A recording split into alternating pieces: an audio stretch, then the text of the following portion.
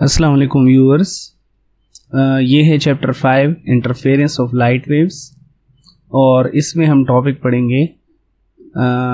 शुरू में डेफिनेशंस हैं, phase, coherent waves, coherent sources, path difference. तो इस वीडियो में हम इन डेफिनेशंस को कवर करेंगे। तो चलिए स्टार्ट करते हैं।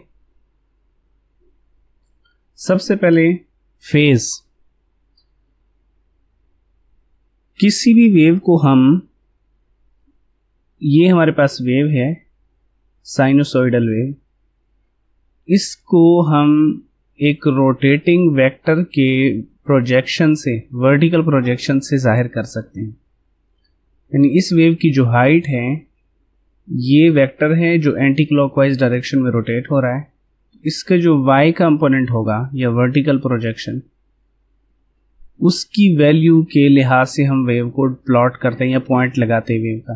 तो जैसे जैसे ये वेक्टर रोटेट होगा y कंपोनेंट चेंज होगा, साथ साथ इस वेव की हाइट भी चेंज होगी, फिर जीरो हो जाएगी। तो आइए अब इसको पहले एनिमेशन देखते हैं। ये देखें, इसमें ये वेक्टर इस तरफ रोटेट हो रहा है और इसमें इसकी जो इंस्टेंटेनियस वैल्यू है, मसलन अगर वेक्टर यहाँ पर है तो इसकी इंस्टेंटेनियस वैल्यू यहाँ आएगी, तो वेव यहाँ पर होगी। ठीक है, तो आप इसको मुख्तलिफ जगहों पर पास करके देखते हैं, आपको वेव की वैल्यू का अंदाज़ा हो जाएगा कि वेव कहाँ बन रही है। मिसाल के तौर पर मैंने यहाँ इसको रोका है। ठीक है, तो यहाँ जो एंगल बनेगा इस वेक्टर का एक्स एक्सिस के साथ, इस एंगल को हम इस वेव का फेज एंगल कहते हैं। इस 45 का मतलब ये है कि इस पॉइंट पर इस वेक्टर का एक्स के साथ एंगल 45 डिग्री है। इसी तरह 90 डिग्री का मतलब ये है जो हमने यहाँ लिखा हुआ है कि इस पॉइंट पर जो रोटेटिंग वेक्टर है उसका एक्स के साथ एंगल 90 डिग्री हो जाता है, फिर 135, फिर 180, यानी इस तरफ हो जाएगा ये। तो आप देखें जब 90 डिग्री एंगल है, यानी जब हम ये पॉइंट डिस्कस कर रहे हैं तो उस वक़्त वेक्टर यहाँ पर होगा, इस जगह।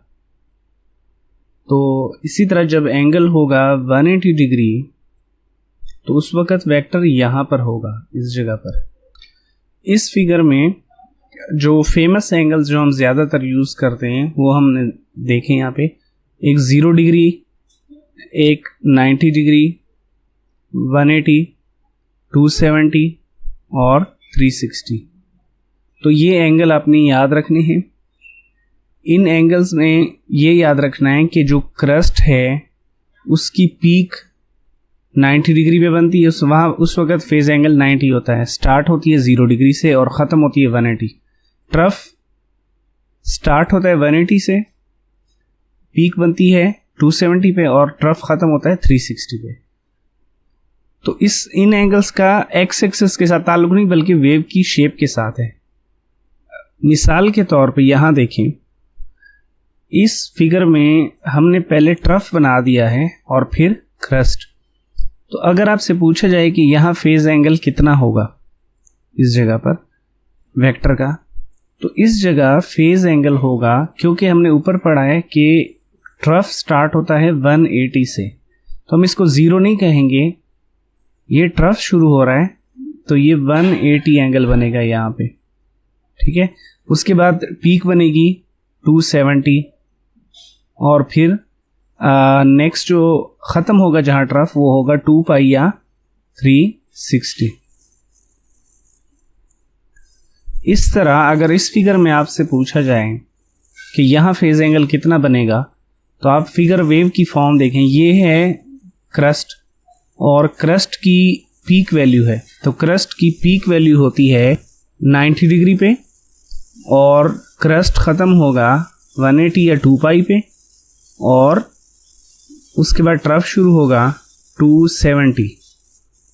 कहने का मतलब ये है कि हम इसको हमेशा 0 से शुरू नहीं करेंगे। देखना ये होगा कि ये वेव जो है इसकी शेप कैसी है। तो वेव की शेप के लिहाज से आपने ये पॉइंट याद रखने हैं। अब आते हैं फेज डिफरेंस की तरफ।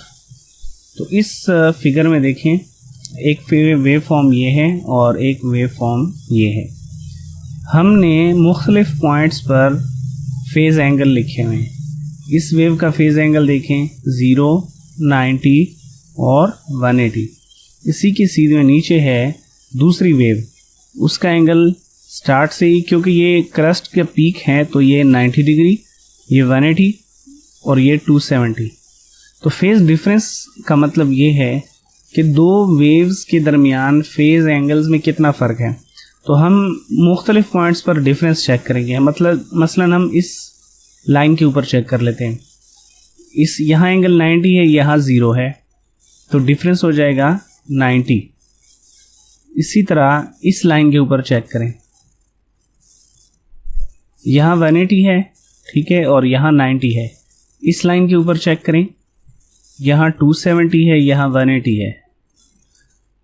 इस लाइन के ऊपर 360, 270, यानी हर पॉइंट पर नीचे वाली वेव का फेज एंगल ऊपर वाली वेव से फेज एंगल में 90 डिग्री बड़ा है। तो इसको हम कहेंगे कि इन दोनों वेव्स का फेज डिफरेंस जो है वो 90 डिग्री है। ठीक है, नीचे वाली वेव ऊपर वाली वेव से 90 डिग्री लीड कर रही है। और अब है कोहेरेंट और नॉन कोहेरेंट वेव्स। इस फिगर में ये दो वेव्स आपको नज़र आ रही हैं, इनका फेज डिफरेंस निकालें।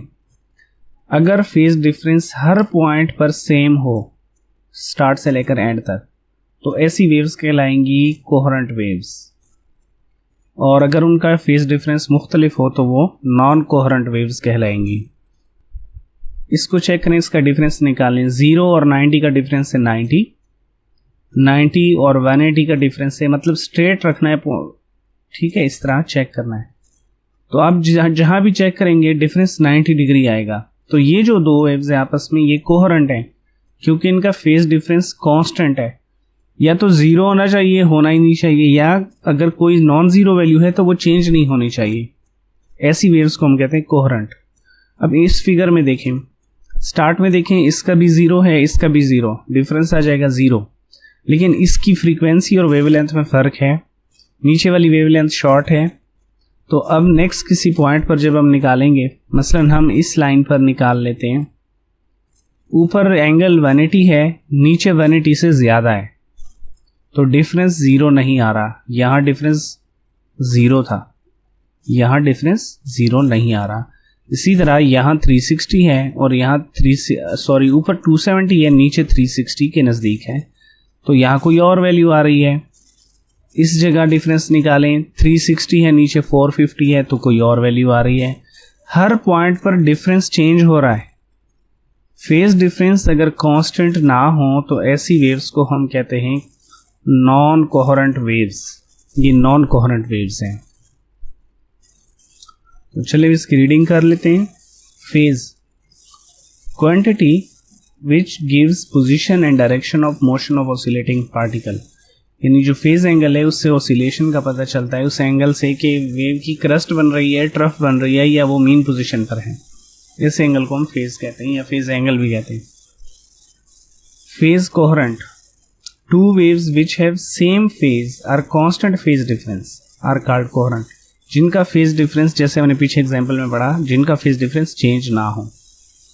और इसको ऑब्टेन कैसे किया जा सकता है, हासिल कैसे करते हैं कि एक ही वेव को स्प्लिट कर दिया जाए दो या दो से ज़्यादा वेव्स में। ऐसी इससे जो वेव्स बनेंगी वो सारी आपस में कोहेरेंट होंगी। और वो सोर्सेज जो कोहेरेंट वेव्स को खारिज करती हैं वो सोर्सेज कहलाती हैं कोहेरेंट सोर्सेज। तो ये दो डेफिनेशन। इसके बाद है पाथ डिफरेंस। इस फिगर में देखें, ये लाइट सोर्स है, इसके आगे हमने कार्डबोर्ड रखा हुआ है और उसमें हमने दो नैरो स्लिट्स बनाए हुए हैं, यानी इनसे रोशनी गुजर कर इस स्क्रीन के ऊपर पड़ रही है। यहाँ पे पाथ डिफरेंस क्या है? सिंपल, इसका मतलब ये है कि जब दो साइड से रोशनी ट्रेवल करती है, दो पॉइंट से, एक ये और एक ये, तो अब रोशनी का जो रोशनी पाथ ट्रेवल कर रही है उनमें कितना फर्क है।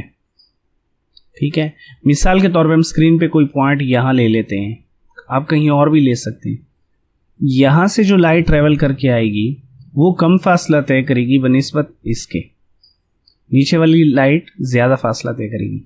मसलन इसकी वैल्यू है 5 सेंटीमीटर, इसकी है 7, तो पाथ डिफरेंस होगा 7 - 5, यानी इनका जो डिफरेंस है।